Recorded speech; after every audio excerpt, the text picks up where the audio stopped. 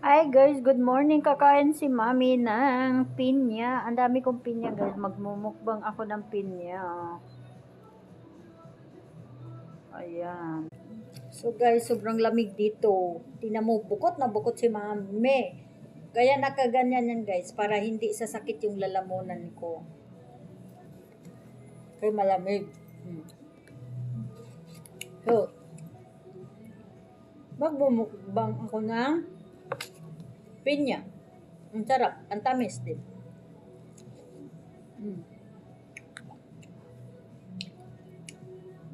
Sobra tamis guys. Kailangan kain ng mga prutas dito pag ganitong winter. Panglaban sa sakit.